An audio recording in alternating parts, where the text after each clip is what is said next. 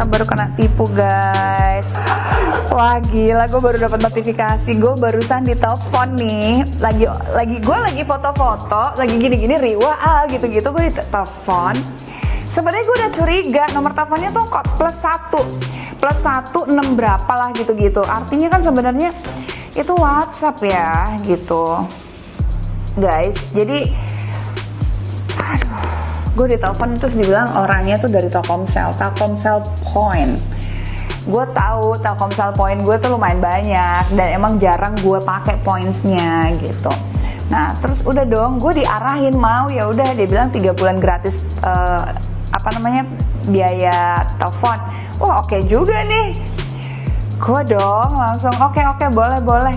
Terus masih ada sisa 800 poin, itu bisa diuangkan. Hah? Jadi berapa? 800.000? Oh lumayan juga, poin gue banyak ya. Terus gue diarahin untuk masuk M-Banking.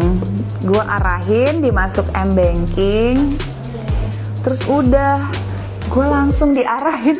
Terus udah gitu, iya gue tiba-tiba ke e-wallet di M-Banking gue. Ke e-wallet, gue dari M-Banking BNI gue, terus gue masuk ke link aja gitu. Aduh nih semua gue sebutin ya. Maksudnya nih buat teman-teman hati-hati ya kalau ditelepon terus minta OTP. Dengan santainya gue kasih OTP, itu udah salah banget sih, udah salah banget. Oh my god, udah salah banget. Akhirnya gue langsung telepon ke link aja, gue minta di reset, minta di apa.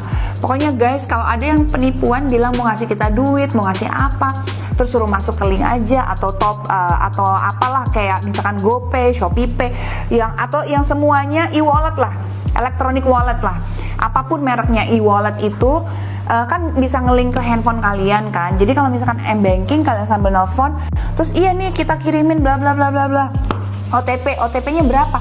Gue dalam hati gue ya, kan OTP tuh nggak boleh dikasih tahu siapa-siapa, nggak boleh diomongin ke orang-orang.